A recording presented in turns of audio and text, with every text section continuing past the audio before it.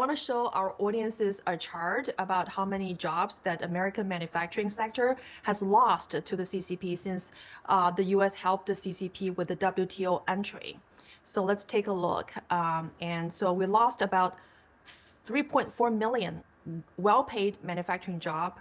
And this map shows that how extensive the job loss. It's actually not targeted in the Rust Belt in Middle West, but from the East Coast to West Coast.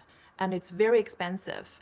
And so the trade deficit with China currently runs about $367 billion. And that's my next slide I want to show to people. And if you look at the timeline, it started in 2001 when Bush 43 assisted the CCP with the entry to the World Trade Organization. And since that time, the CCP has been increasing the unrestricted economic warfare against the US right under our nose.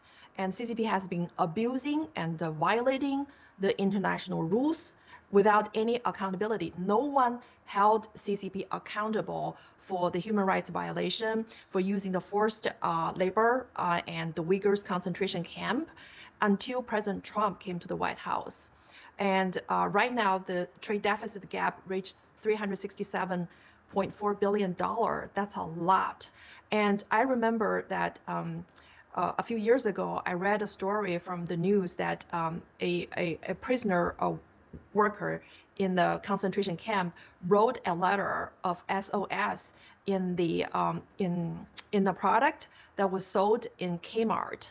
So, like, these are the Chinese workers who have been abused by the CCP to work on the product to be sold in Target, Walmart, and Kmart. And like you just mentioned, even some politicians' campaign clothing and hat were made in communist China. And that's why we heard the story from China that a factory that got the business order from US on all the campaign clothing and hats, they're able to predict the results of the presidential election. That's why they were accurately predicting Donald Trump is going to win the president, because they got so many orders.